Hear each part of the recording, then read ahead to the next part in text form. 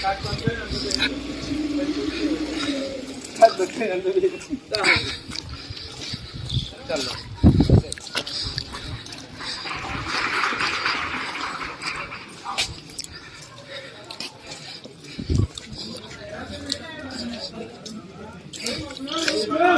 લોકો છે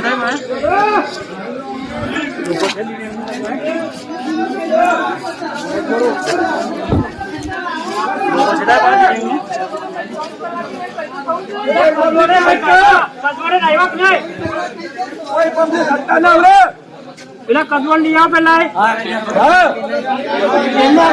ગુજરાત ના આવી મારવાનો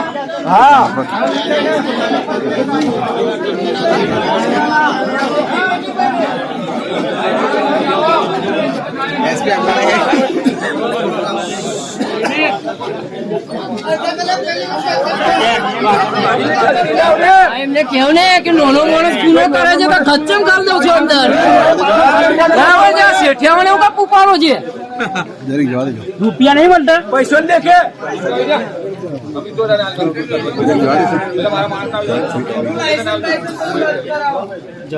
જીનલ બંધ કરાવ્યો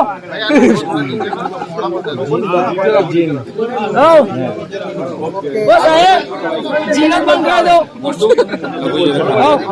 પાછળ સાયલન્ટ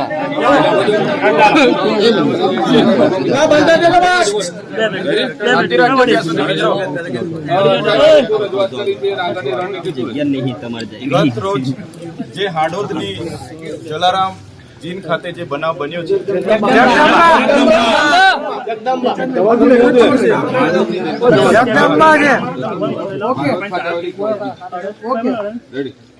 ગઈકાલે હાંડોદ સંખેડા તાલુકાના જે જીન છે હાંડોદ ખાતે જગદંબા તેના માલિકો દ્વારા ખેડૂત જ્યારે કપાસ નાખવા માટે આવ્યા હતા અને એની ભાવની વાત કરી હતી ત્યારે એમની સાથે એમને એમના પુત્રને બાંધીને જે ઢોરમાર મારવામાં આવ્યો છે એના વિરોધમાં આજે અમે આસિસ્ટન્ટ એસપી શ્રીને સંખેડા ખાતે મળવા માટે આવ્યા છે ત્યારે અમારી માંગણી છે સરકારે સીસીઆઈ સેન્ટર અહીંયા ઊભા કર્યા છે અને સીસીઆઈથી ખરીદી નથી કરતા અને આ લોકો વેપારી ભાવ પ્રમાણે ખરીદી કરે છે સીસીઆઈનો ભાવ આ વર્ષનો કપાસનો 7,470 છે એની જગ્યાએ માત્ર 6,800 6,900 7,000 આપીને ખેડૂત સાથે ખેડૂતને છેતરીને ખેડૂતનું શોષણ કરવામાં આવે છે ત્યારે ભાવ પણ મળે સાથે સાથે આ વિસ્તારમાં જે પણ ખેડૂતો છે એને સ્થાનિક ખેડૂતોને આ જીનનો સીસીઆઈના ભાવનો લાભ મળવો જોઈએ એની જગ્યાએ મહારાષ્ટ્રની ગાડીઓ અહીંયા ટ્રકોને ટ્રકો ખાલી થઈ જાય છે તો એ ખાલી કરવામાં આવે છે ને અહીંના ખેડૂતોને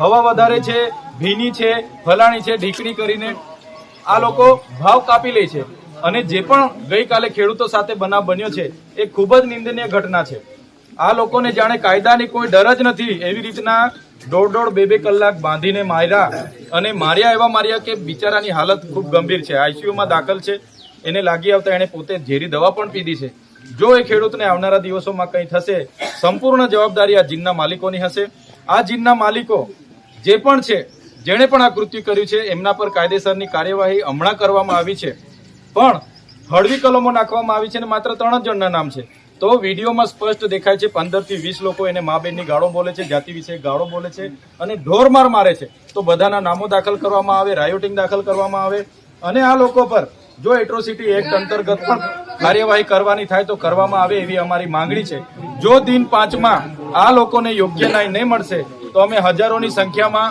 સંખેડા ખાતે ફરી ઉપસ્થિત થઈશું અને અમે ન્યાયની માંગ કરીશું આજે અમે ખેડૂત આગેવાનો બધા છે જ પણ આવનારા દિવસોમાં એનાથી પણ મોટી સંખ્યામાં અહીંયા અમે હાજર થઈશું જો પોલીસ સંતોષકારક કાર્યવાહી નહીં કરશે તો આવનારા દિવસોમાં એ જીનનું લાયસન્સ રદ કરાવવા માટે અને જીન બંધ કરાવવા માટે પણ અમે આગળ આવીશું ઓકે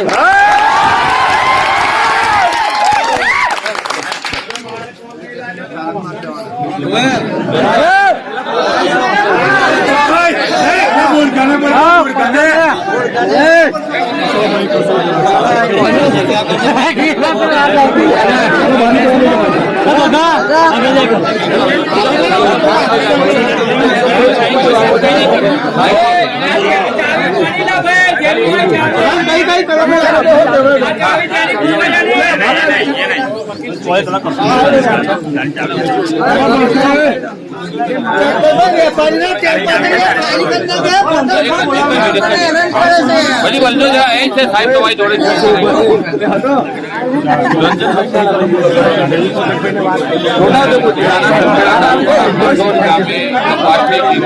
ખેડૂતોને માર મારવાની ઘટનામાં ડેડિયાપાડાના ધારાસભ્ય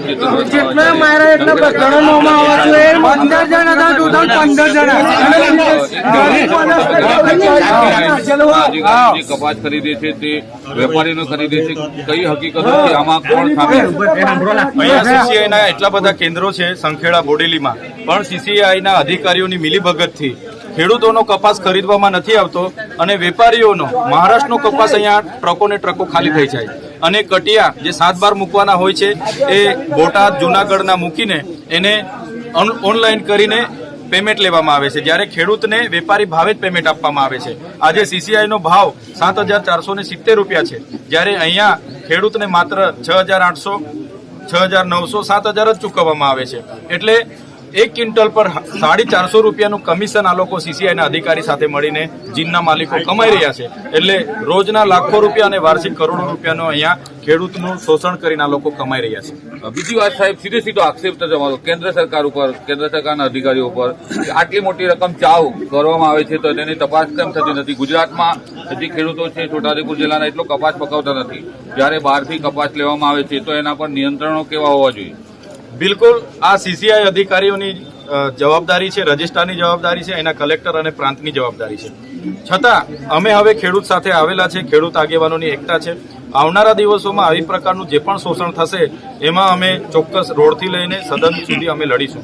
પણ સરકારશ્રીને કહેવા માંગીએ છીએ, આપણે ખેડૂતોની આવક ડબલ કરવાની વાત કરીએ છીએ અને આવા વચટિયાઓ, આવા જીન માલિકો, આવા અધિકારીઓ રાતોરાત તુવેર અમારા ખેડૂતો પરથી 70 રૂપિયાના કિલોના ભાવે લેવામાં આવે છે. એ જ તુવેર દાળ માર્કેટમાં અમે લેવા જઈએ છીએ 180 થી 200 રૂપિયાની અમને દાળ આપવામાં આવે છે. તો 100 રૂપિયા વચ્ચેના વચેટિયાઓ, આવા જીન માલિકો અને સરકારના મળતિયાઓ ખાઈ જાય છે. તો સરકાર એમાં પણ યોગ્ય ભાવ જાહેર કરે એવી અમારી માંગણી છે. આ જીનના માલિક દ્વારા ગત રોજ અમારા ખેડૂતને બાંધીને ઢોરમાર મારવામાં આવ્યો છે, જાતિ વિશે એક અપશબ્દો બોલવામાં આવ્યા છે, મા બેન સમાની ગાળો બોલવામાં આવી છે અને પોલીસ અધિકારીઓ દ્વારા હળવી કલમ લગાડીને હમણાં અડધા કલાક પહેલા એફઆઈઆર કરવામાં આવી છે. તો અમે આસિસ્ટન્ટ એસપી શ્રીને વાત કરી કે સપ્લિમેન્ટરી જે પણ લોકો આમાં જવાબદાર હતા, એફઆઈઆરમાં 3 જણ છે પણ 15 થી 20 લોકો વિડીયોમાં દેખાય છે, તમામના નામો નાખવામાં આવે, એમના પર જે પણ ખૂટતી કલમો છે ઉમેરવામાં આવે એવી અમારી માંગણી છે. એમનું લાયસન્સ જો આ પ્રકારની વ્યવહાર કરશે એમનું લાયસન્સ પણ રદ કરવામાં આવે અને આવનારા દિવસોમાં આવી જીનો બંધ કરાવવામાં આવે એવી પણ અમારી માંગણી છે. ચિત્રભાઈ, ખેડૂતોનું શોષણ થઈ રહ્યું છે. એક તરફ છોટાઉદેપુર જિલ્લામાં 3 તાલુકા એવા છે કે કપાસ પર નિર્ભર રહે છે, તેઓને ખેડૂતોને મારવામાં આવતા હોય અને બાંધીને કેવડિયામાં પણ 2 યુવાનોને બાંધીને ત્યાં સુધી મારવામાં આવ્યા અને ગઈકાલે પણ અમારા ખેડૂતોને બિચારા આખા વર્ષ મહેનતથી કપાસ નાખવા માટે આવ્યા ને એને તાલિબાની સજા આપી. એટલો માર મારવામાં આવ્યો કે આઈસીયુમાં બંને બાપ બેટાઓ દાખલ છે. ત્યારે આવી કૃત્ય ત્યારે જ કરવામાં આવે જ્યારે કાયદો અને વ્યવસ્થા થાળે ગઈ હોય. આ લોકોને કાયદાને કોઈ ડર નથી, એટલા માટે એ લોકો પર કોઈના છુપા આશીર્વાદ હશે, એટલા માટે જ 1.5 થી 2 કલાક ખેડૂતોને બાંધીને એ લોકોએ માર્યા છે. તેની સામે આગામી રણનીતિ આંદોલનની કઈ હશે તમારી? અમે આસિસ્ટન્ટ એસપી શ્રીને મળ્યા છે હમણાં, એમને કીધું છે માત્ર 3 જણના નામ એફઆઈઆરમાં લખવાથી, ગુનો દાખલ કરવાથી નથી ચાલવાનું. એના જેટલા પણ લોકો મારવાવાળા હતા એમના સીસીટીવી ફૂટેજ, વિડીયો કેમેરા પરથી એ દાખલ કરવામાં આવે. સાથે સાથે જે કલમો દાખલ નથી થઈ, જેમ કે એટ્રોસિટી એક્ટ નથી દાખલ કરવામાં આવી, જેમ કે રાયોટી નથી દાખલ થઈ, એમને મારી નાખવા સુધીના કૃત્ય કર્યા છે, હાફ મર્ડરની કલમ નથી દાખલ કરવામાં આવી. તમામ પ્રકારની કલમો દાખલ કરવામાં આવે એવી અમારી માંગ છે.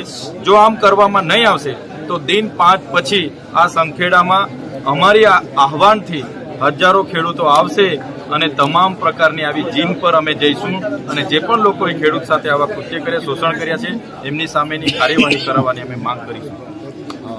આ હતા દેડિયાપાડાના ધારાસભ્ય. તેઓએ ખુલ્લી ચીમકી આપી છે કે 5 દિવસ પછી જો કાર્યવાહી ખેડૂતને જે માર મારવામાં આવે છે તેમાં નિષ્પક્ષ નહીં કરવામાં આવે તો સિંહનો ઉપર હલ્લાબોલ કરીશું અને આગામી દિવસોમાં પોલીસ સખ્ત કાર્યવાહી નહીં કરે તો હજુ પણ આંદોલનો કરીશું. રફીક ધણીવાલા, જીએસટીવી, છોટાઉદેપુર.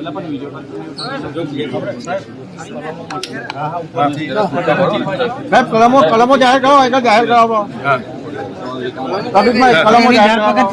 હા યાર, અમારે સાહેબ કે તે બોલાય અમારે.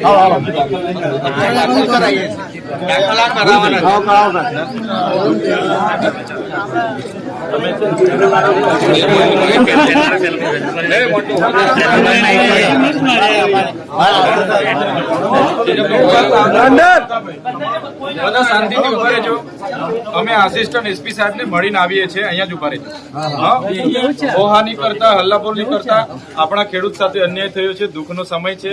એ એમના સમર્થનમાં, એમના સહકાર માટે આપણે આવ્યા છે. ઉભા રહેજો. એટલે શાંત ચક્કરભાઈ પેલા ટકલાને બોલાવવાની વાત કરજો.